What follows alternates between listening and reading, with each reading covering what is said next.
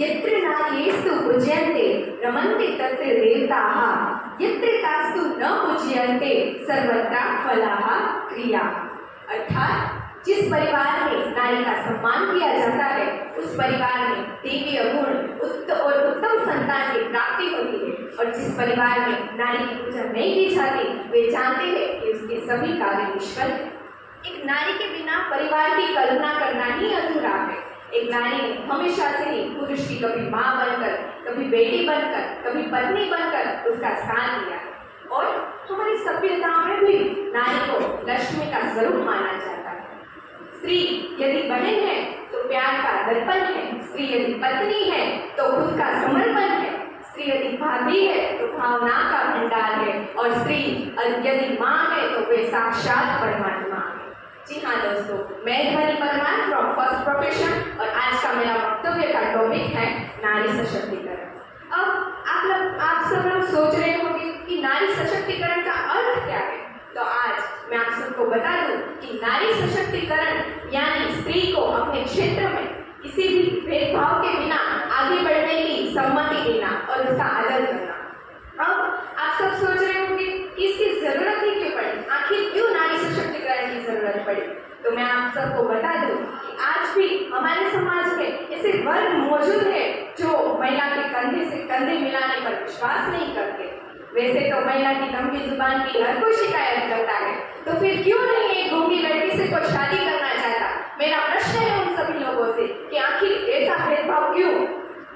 मैं कौन हूँ, मैं क्या हूँ, तुम बेचारी हो, तुम नादान हो, बस यही सब सुनती हूँ मैं। तुम बेचारी नहीं, नादान नहीं, तुम एक धड़कती चिंगारी हो। छेड़ो मत जल जाओगे, छेड़ो मत जल जाओगे। मैं ही दुर्गा और मैं ही काली हूँ। मैं अपने माता पिता का स्वाभिमान हूँ, इस देश की शान हूँ। मैं नारी हूँ, इस देश का आधार हूँ।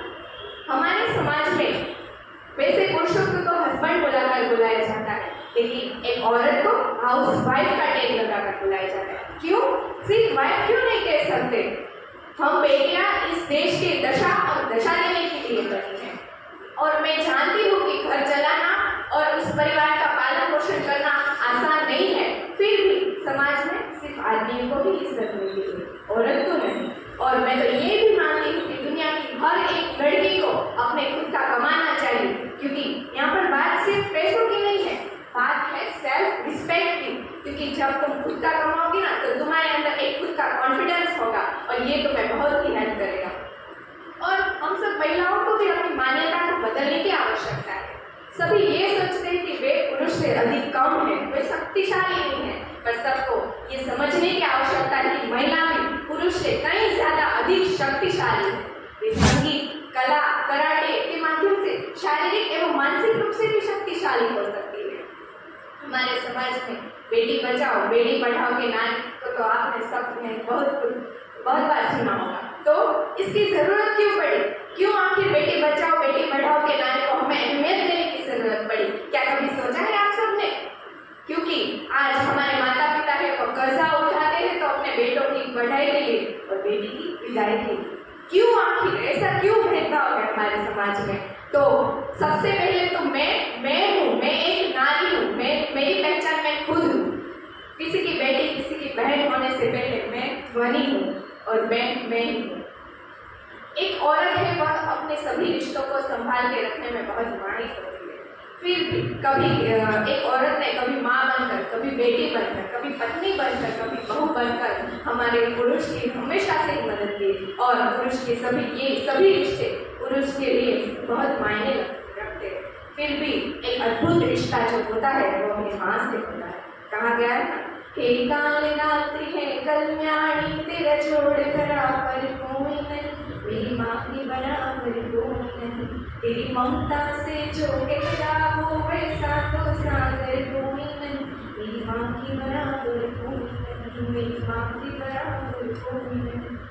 आज हमारे पुराणों में भी, हमारे वेदों में भी ऐसी कई सारी कहानियां हैं जिससे हम नारी सशक्तिकरण का अंदाजा लगा सकते हैं। उमापति, शंकर पार्वती और राधा कृष्ण जैसे उदाहरण से हम समझ सकते हैं कि हमारे वेदों में और पुराणों में भी नारी को पुरुष से कई उच्च स्थान प्राप्त किया जा सकता है। जो महाकाली रूप है।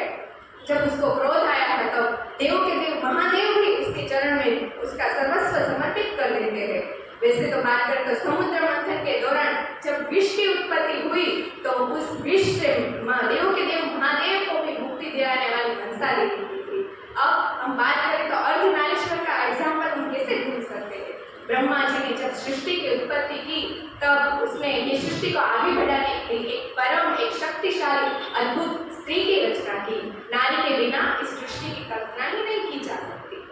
और अब हम देखें तो पुराने हमारे इतिहास के पन्ने को खोल कर देखें तो रानी लक्ष्मीबाई, अहिल्या जैसे उत्तम उदाहरण हमारे पास मौजूद है। वर्तमान समय में देखें तो हमारे देश के सर्वोच्च पद पर विराजमान श्री आदरणीय द्रौपदी मुर्मू जी उसका एक उत्तम एग्जाम्पल थे। और आज हमारे ये सौभाग्य है कि हमारे लोकप्रिय एवं यशस्वी वड़ा प्रधान श्री नरेंद्र मोदी जी के नेतृत्व में उसके अथाह प्रयत्नों के बाद आज नारी शक्ति अधिनियम लागू किया गया है। और ये 25 वर्षों की कड़ी मेहनत के बाद ये जो नारी शक्ति अधिनियम है वो लागू किया गया है। और हमारे देश की सरकार ने न सिर्फ ये कानून लागू किया गया है बल्कि ये कानून लागू करके सही मायने में नारी शक्ति की वंदना की है, इसलिए इसका नाम नारी शक्ति वंदना अधिनियम रखा गया है। अंत में मैं इतना ही कहूंगी, मैं अबला नहीं, मैं नादान नहीं, मैं दबी हुई पहचान